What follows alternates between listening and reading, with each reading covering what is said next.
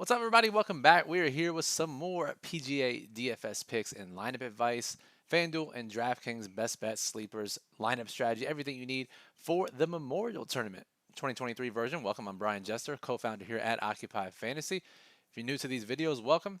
What we do, real quick rundown, 10 minutes or so on the slate. What is important at this course, Muirfield Village? Which characteristics lead to success for golfers?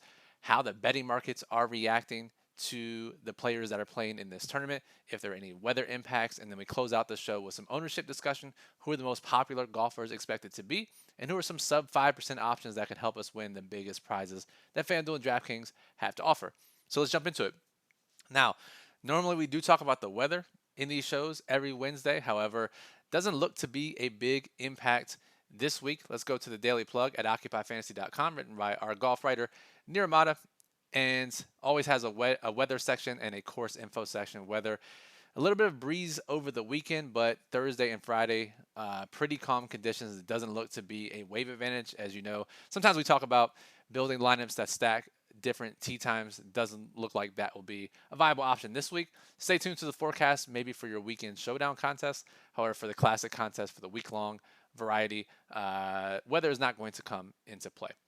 Instead, let's focus our attention on this golf course, Muirfield Village, what makes it so tough and so difficult, and which golfers thrive at this type of course. Now, if you're into golf, you know that this golf course was redesigned in 2020. Basically, golfers were lighting it up pre-2020. They said, "Let's, you know what, we can't have this anymore. Let's redesign this golf course. Let's make it a lot tougher." Added some bunkers, added some length, grew out the rough a little bit, changed some of the holes around, and now it's one of the hardest courses on tour. And Niramata talked about the course redesign here in this course attributes section of the Daily Plug. Talked about what is most important. It is still predominantly a second shot golf course. It ranks in the top 5 since the redesign of the hardest approach shots on tour. And big reason why for that is a good chunk of the approach shots are coming from at least 175 yards or more, but even 200 yards or more. So we're looking for guys who are extremely confident and play well with their long irons. And so we'll talk about that in some of our sub 5% plays here towards the end of the video. But more importantly, driving. And now, while this course features one of the highest driving accuracy numbers on the tour, that may mislead you to think that driving accuracy is not important here. However, we do really want to focus on guys who are more accurate off the tee this week than we would distance.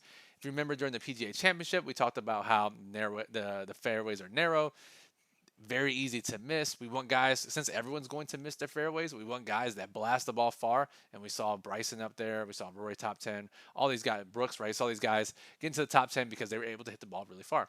Now, not the case this week. And the reason for that is, digging into some of the numbers, we see that at Muirfield Village, where this course is being held, the penalty for missing the fairway is number 1 on tour.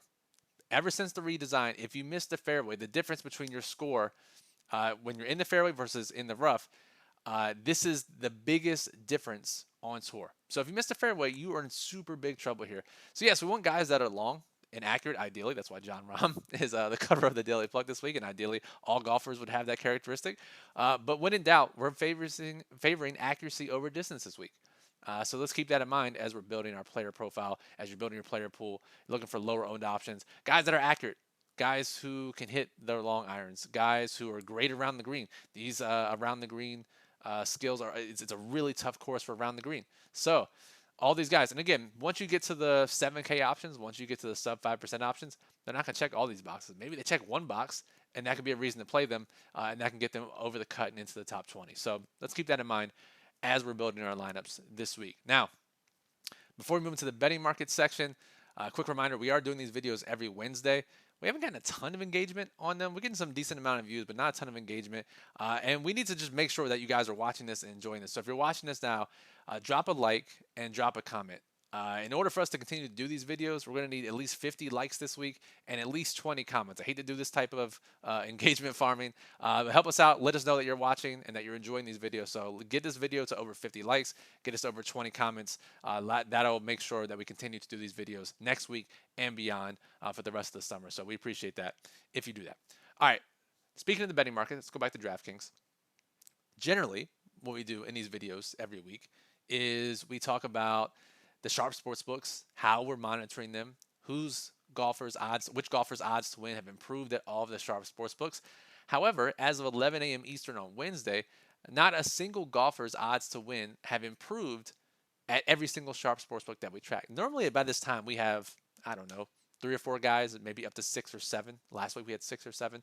This week we have 0. Patrick Cantlay was touch and go, made the list last night, and I was like, at least we got one guy. His odds have drifted at one of the books since then. So we actually have no overlap plays so far. I'm sure that'll change. And again, in Discord tonight around 9 p.m., I will post the final Sharp Sportsbook overlap plays. But what this tells me the most is that it's not really a wide open event. Generally, we have events where we get some decent movement on guys at the bottom of the leaderboard, even in that mid-range, because it's wide open, because anyone can win it. The skill sets needed make the top guys a little vulnerable. That's not the case this time, right? Generally, guys at the top of the leaderboard, their odds don't move that much. It takes a lot to move them. And that means to me, at least reading between the lines, that some of those guys at the top, Scheffler, Rahm, Rory, Colin Morikawa, Hovland, Cantlay, Schauffele, these guys are getting some action. And not many people, or at least not many sharp groups, are betting some of the longer shots here. So what does that mean for DFS, right? It means, one, definitely use all the salary this week. We talk about some weeks where you can leave some salary on the table because it's wide open. Not the case this week. Use all your salary, or most of your salary. But 2, it's going to be tougher to find good low-owned plays because the odds are sharper, because the guys who actually have a chance at this course are going to be rightfully owned. So that does make it difficult. So if you're a large field player, maybe it's a little bit more difficult week. If you're a small field player, where does that differentiation come from? These are all questions that we have to answer. So as we think about that, let's go to the Occupy model. OccupyFantasy.com ranks every golfer at FanDuel and DraftKings with projected ownership. And we see here, we have 11 guys as of our morning update that have 15% or higher projected ownership on DraftKings. Scotty Scheffler, John Rahm, obviously Cantlay, Schauffele. These are the guys we've talked about. And then even further down the list, we have guys like Tom Kim, Shane Lowry, Tyrrell Hatton, Victor Hovland. No surprise. All these guys fit the course to a T based on the characteristics that we've discussed. Those characteristics are reflected in their odds, and therefore they're reflected in their ownership. So these guys are the best plays. It's hard not to play these guys on a course like this. However, we know that one wayward shot on this course can drop you a couple strokes, some missed putts, maybe some missed shots around the green. Things happen. It's golf, right? So, but these are the guys that you should really be building around. Our daily plug highlights a lot of these guys. Our model truly believes that most of these guys are great plays. I mean, all these guys have an OF index, aside from Adam Scott. All of them have an OF index of 60 or higher, which ranks them inside the top 20 or top 25 of the model this week. So, the characteristics, everything lines up, right? Try to get as many of these guys into your lineup as you can while trying to successfully balance a lower owned piece. Who can that be this week? So let's change this and let's look at 6% or less options on DraftKings. These are the guys that win GPPs every single week. We mention it every week on these videos. Go look at the historical results, bring up a contest link, top of the leaderboard. Every single week, there's at least one sub 5% play in the winning lineup. Who could it be this week? So I'll name a couple guys since we don't have any betting market sharp sportsbook plays to guide us. I'll give you a couple guys and maybe some reasons why they succeed as sub 6% plays here. Sepp Straka, we saw him with a hot finish at the PGA Championship. Top 30 last week, not as impressive, but his approach game, important here. He's been great in approach, sub 6%. Again, we're looking for one checkbox from these guys. Straka fits at least one checkbox. Harris English, really been trending up. Right, was top 3 heading into Sunday last week. Strokes gained on approach, really, really noticeable. Fell off tremendously if you played him in Showdown, RIP, on Sunday. But again, 6% for a guy who's been just incredibly hot and really has turned his game around. And like the model, most long-term projections won't really pick up on what Harris English has been doing lately because a year or so ago wasn't playing that great. Same goes for Ryan Fox. Playing a lot better recently. And again, like our model, who doesn't like him because our model focuses on long-term form, aren't going to pick up on his short-term gains in some of the strokes gained areas. So Ryan Fox fits the bill this week. Niramata wrote him up in the plug.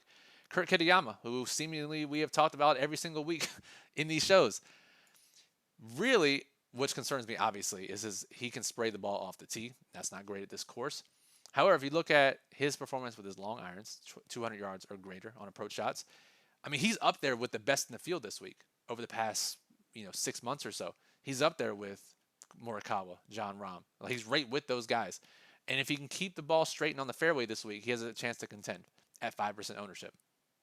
So that's a guy we really like. The other guy whose ownership I will be monitoring, a guy who can drive it long and far, is Aaron Rai. Added to the field late. Niramata also wrote him up in the plug.